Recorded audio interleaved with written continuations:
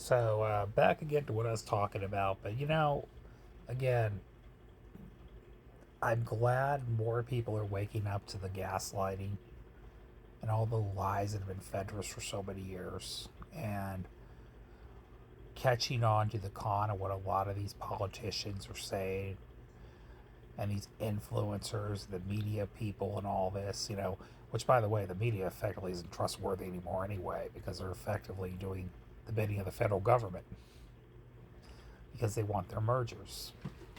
So they're not even being critical of the current administration right now like they should be, considering this is not normal times. Okay, we got somebody in office who's breaking the law every day and bending the arc of our institutions to the point of breaking. You know, just the craziness. And the media is acting like this is normal times. And they're being very timid towards leadership. And that's why, people are truly losing trust in the media. And they're losing trust in the media for good reason. Because they know something's wrong. People know something's wrong. And they see the media as not reporting the urgency of it. Because the point of the media was supposed to hold the powerful accountable and be the information age for the people. They were the information agent for the people. Now, I'm not saying media has to be partisan or has to be this and that. I do prefer transparency personally. I like to know where people stand ahead of time instead of pretending like they don't stand for anything. They're just neutral. But I understand also that there is a role for media to be neutral, to just simply be for the facts, simply report the data as it is, the information as is.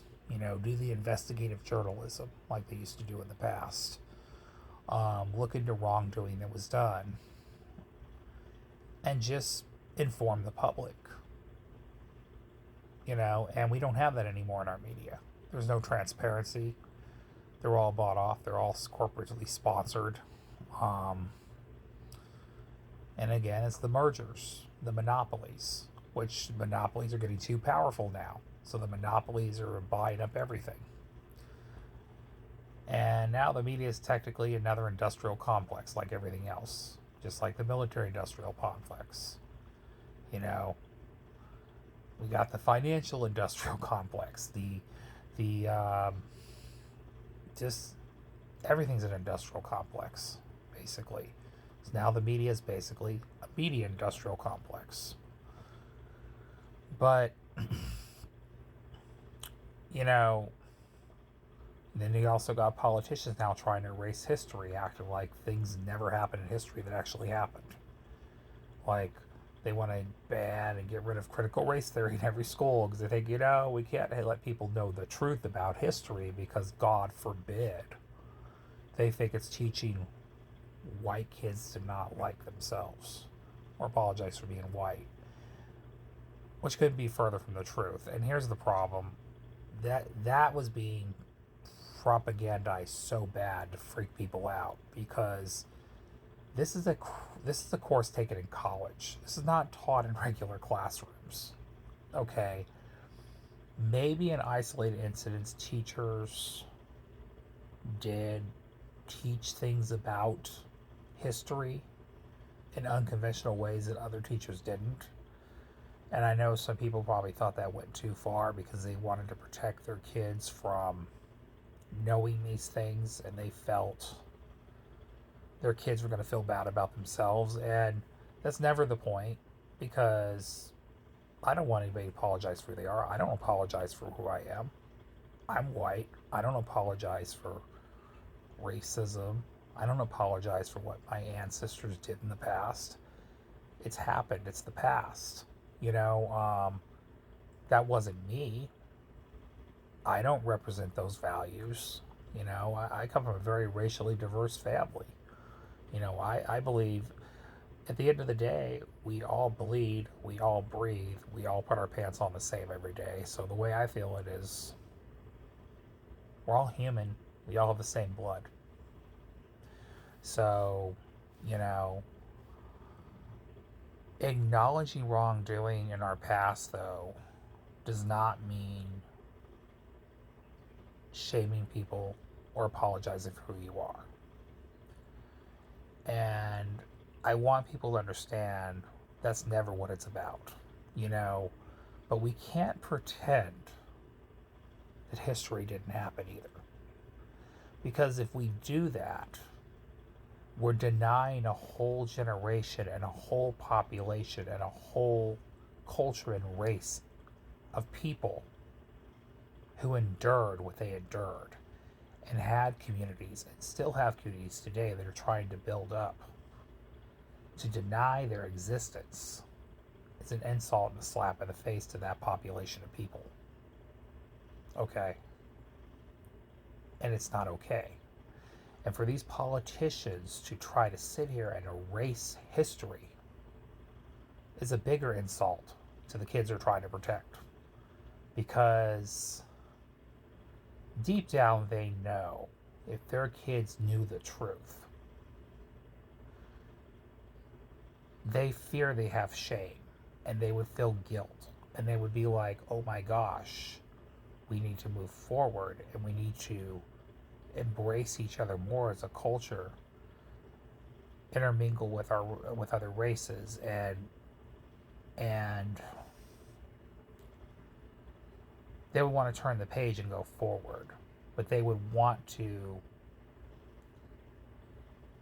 extend a hand or have a discussion about policy and changes and debts owed to society and people. And that's what they fear at the end of the day. And it's what I would call racial and class healing. Which, being honest about history, being honest about what's flawed about our country, it's not about hating America. It's the opposite. It's about loving this country. It's about wanting better for this country. So, the idea, so when I say champion the idea of being woke, I mean it. I don't apologize for being woke. Woke means I'm aware. Okay? Woke means I want to make this country a more perfect union. It's not a bad thing.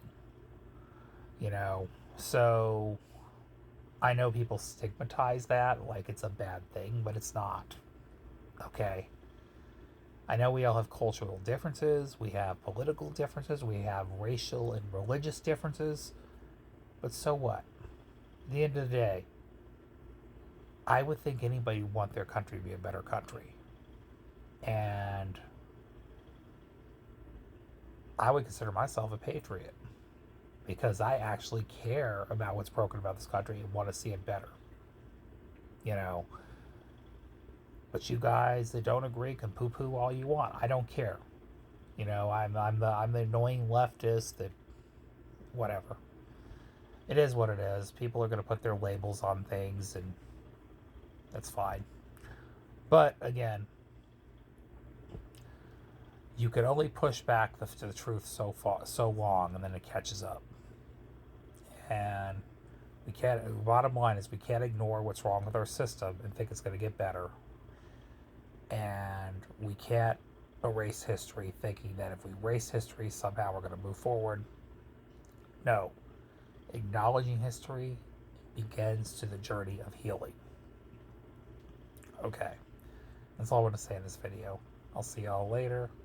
Great day. Good night. Bye.